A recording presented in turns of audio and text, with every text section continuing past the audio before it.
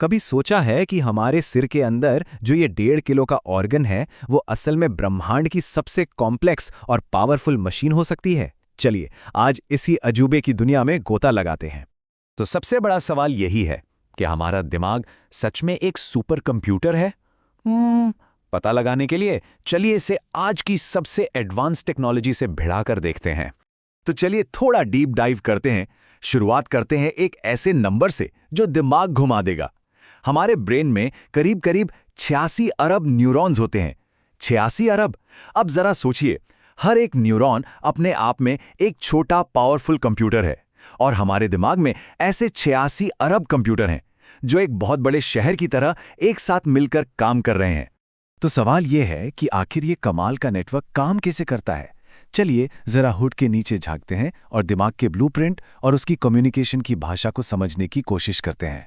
चलिए इसको एकदम आसान बनाते हैं। हमारे दिमाग के 3 मेन हीरो हैं। पहला सेरिब्रम यानी प्रमस्तिष्क, जो अभी इस बात को समझने में हमारी मदद कर रहा है। दूसरा है सेरिबेलम यानी अनुमस्तिष्क, जो हमें अपनी जगह पर बैलेंस बनाए रखने में हेल्प करता है। और फिर है ब्रेन स्टेम मतलब मस्तिष्क स्तंभ, जो हमारी सांसें और दिल की धड़कन चला रहा है, वो भी बिना हमारे ध्यान दिए, सब ऑटोमेटिक। लेकिन ये सारे हिस्से आपस में बात कैसे करते हैं? इसका जवाब है सिनैप्स। सिनैप्स वो मैजिकल जगह है जहां एक न्यूरॉन दूसरे को एक केमिकल मैसेज भेजता है। सोच कर देखिए, हर पल खरबों, जी हां खरबों कनेक्शंस बन रहे हैं और टूट रहे हैं, और इसी से हमारी हर सोच, हर याद, सब कुछ बनता है। ठीक है, तो अब हम ब्रेन का बेसिक स्ट्रक्चर तो समझ गए हैं। तो अब टाइम है असली मुकाबले का, super computer versus human brain. देखते हैं कि ये मॉडर्न सुपर कंप्यूटर्स के सामने कहाँ टिकता है। प्रोसेसिंग पावर की बात करें ना, तो मुकाबला एकदम टक्कर का है। अंदाजा ये है कि हमारे दिमाग एक एक्साफ्लॉप तक की स्पीड से काम कर सकता है। अब ये एक्साफ्लॉप होता कितना है? मतलब 1 सेकंड में 1 के आगे 18 जीरो, इतने सारे ऑपरेशंस, और ये स्पीड दुनिया के सबसे तेज सुपर कंप्यूटर्स के बराबर है। लेकिन असली कहानी तो अब शुरू होती है। जब बात आती है एनर्जी की, मतलब एनर्जी एफिशिएंसी की, तो यहाँ हमारा दिमाग हर मशीन को मीलों पीछे छोड़ देता है। और ये स्लाइड इस फर्क को एकदम साफ साफ दिखाती है। देखिए, एक तरफ है हमारा दिमाग जो सिर्फ 20 वॉट बिजली पर चलता है, जी हां, एक छोटे से एलईडी बल्ब जितनी पावर में। और दूसरी तरफ फ्रंटियर सुपर कंप्यूटर, जिसे वही काम करने के लिए चाहिए 22.7 मिलियन वॉट। ये सिर्फ बेहतर नहीं है, ये तो मतलब कमाल ही है। एक अलग ही लेवल की एफिशिएंसी है ये। अब इतनी जबरदस्त पावर के बावजूद एक बहुत ही हैरान करने वाली बात है, हमारी जो कॉन्शियस सोच है, जो चेतना है, वो असल में बहुत स्लो है। चलिए समझते हैं कि इसका आखिर मतलब क्या है।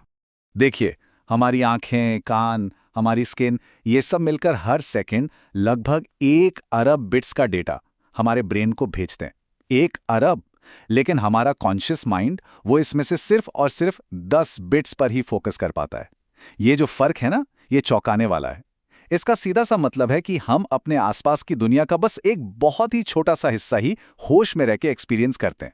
तो क्या इसका मतलब ये हुआ कि हमारा दिमाग धीमा है? नहीं, बिल्कुल नहीं।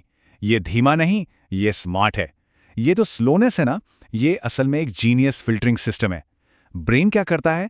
वो 99.9% गैर जरूरी जानकारी को अपने आप हटा देता है, ताकि हम उस एक चीज पर फोकस कर सकें जो उस पल में सबसे जरूरी है।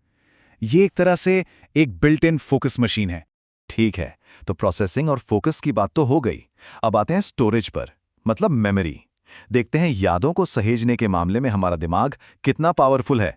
एक एवरेज अडल्ट ब्रेन की स्टोरेज कैपेसिटी पता है कितनी है? लगभग 2.5 पेटाबाइट्स। अगर इसे गीगाबाइट्स में बदलें तो ये हुआ करीब 25 लाख गीगाबाइट्स। आसान भाषा में कहें तो हमारे सबसे महंगे स्मार्टफोन की स्टोरेज से भी हजारों गुना ज्यादा।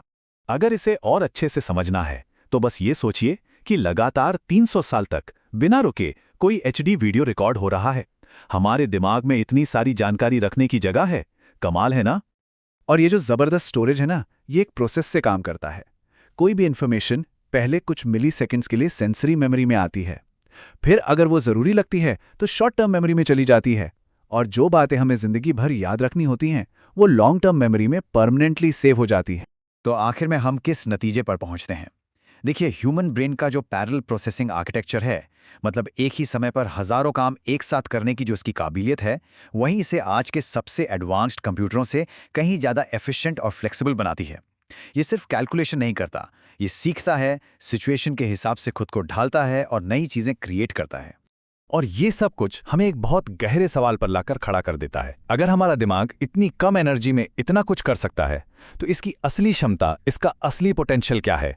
हम सच में इसकी ताकत का कितना हिस्सा इस्तेमाल कर रहे हैं? ये वो सवाल है जो शायद आने वाले कई सालों तक विज्ञान को और हम सबको सोचने पर मजबूर करता रहेगा।